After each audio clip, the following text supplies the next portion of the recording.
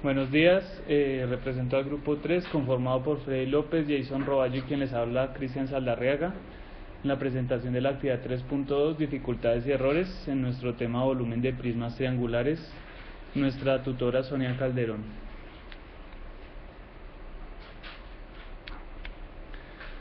Nuestra presentación se divide en 4 partes, las referencias que nosotros tomamos para definir las dificultades ya definidas, los errores categorizados de acuerdo con cada dificultad y los cambios que nos parecieron más significativos de lo que hicimos en la actividad 3.1.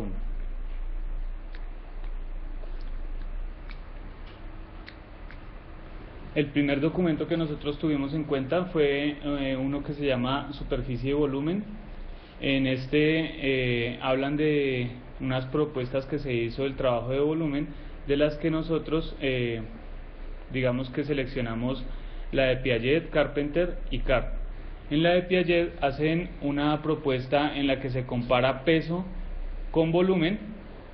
En la de Carpenter se presenta una donde a los estudiantes se les muestran objetos de diferente tamaño pero con la misma forma, y en la de Carr pues se hace el volumen de acuerdo con el conteo de cubos de diferentes tamaños.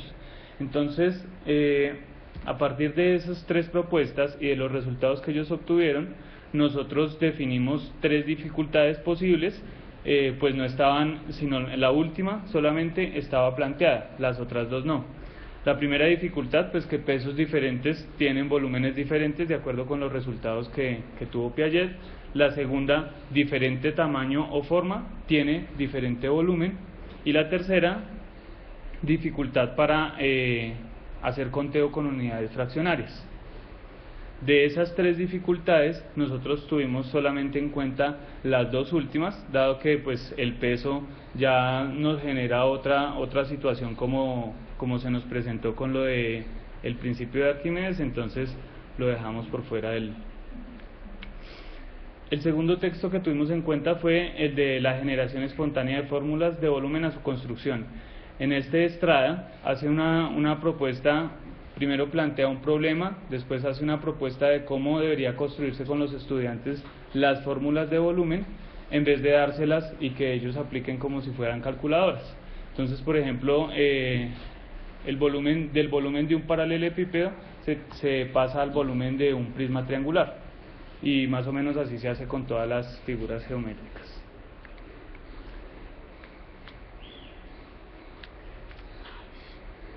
Listo. Entonces, de las dificultades nosotros las dividimos en 3 categorías. La dificultad que tiene que ver con los conceptos, la dificultad de las construcciones y la dificultad de los procedimientos. Esto fue sugerencia de la tutora, dado que nosotros al principio teníamos 2 dificultades nada más que abordaban muchas cosas, pero pues que estas ya como que definen un poco cada uno de los errores que nosotros tenemos y los categorizan de la mejor forma.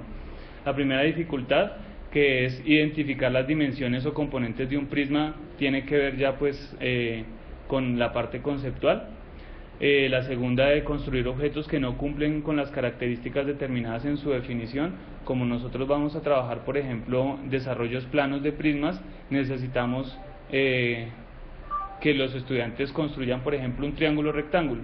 Si ellos no lo construyen, pues estarían incurriendo en esa dificultad, obviamente a partir de un error que es que no determina las características propias de un triángulo o la clasificación de los triángulos. Y la tercera, aplicar procedimientos sin las características necesarias y suficientes para su uso. Ejemplo de esto es que dentro de esta dificultad está que aplica mal el teorema de Pitágoras.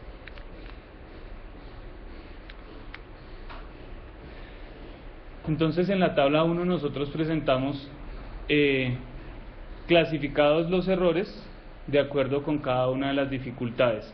Por ejemplo, lo que les decía, confundir la altura de un triángulo con cualquiera de sus lados, pues no pasa sino en los triángulos rectángulos, y cuando uno los trabaja en una perspectiva, entonces eso sería un error. que lleva a la dificultad de que no identifica las dimensiones, dado que pues nosotros vamos a tener bases triangulares. Construir objetos, por ejemplo, que construye la base de un prisma en forma de cuadrilátero, pues sabemos que la base de un prisma tiene que ser, del prisma que nosotros estamos trabajando, tiene que ser triangular. Y aplicar el teorema de Pitágoras en triángulos que no son rectángulos sin definirlos. Obviamente si él hace la altura, pues entonces está cumpliendo con lo que dice el teorema de Pitágoras. Ahora, en cuanto a los cambios significativos que hicimos, nosotros nos vamos a centrar solo en los objetivos y en las tareas prototípicas. Los conocimientos previos y las capacidades simplemente fue una reorganización, dado que en la actividad 3.1 nosotros pues teníamos conocimientos previos y capacidades mezclados, unos aparecían en otro lado, entonces simplemente definimos como tal cuáles eran conocimientos previos, cuáles eran capacidades.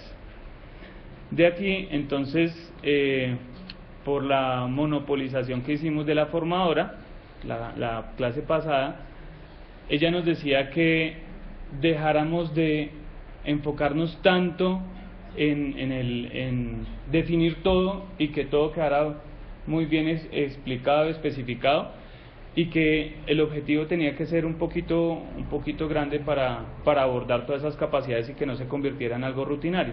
Entonces simplemente, pues como les acabé de decir, dejamos de poner, por ejemplo, que aquí íbamos a obtener los datos de tal y tal y tal, sino que simplemente describir prismas triangulares en sus desarrollos planos o tridimensionales.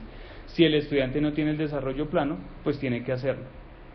Y el siguiente, calcular el volumen de prismas triangulares a partir de sus desarrollos planos o tridimensionales.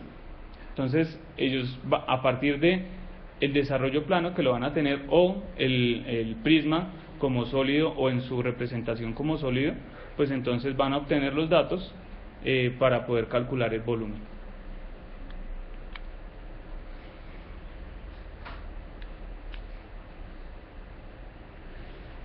Y de acuerdo con lo que nos dijo Pedro la clase pasada, decía que pues si un objetivo podía estar definido por una sola tarea prototípica.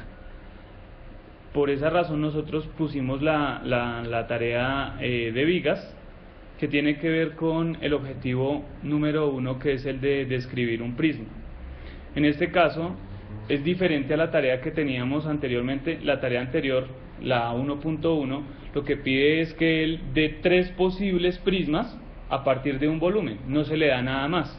En este caso él tiene que definir el prisma, porque ya se le está dando el volumen, se le está dando el largo o la altura, y se le está dando uno de los datos de la base, es decir, el prisma ya es un prisma definido, que era algo que nos faltaba para el objetivo O1.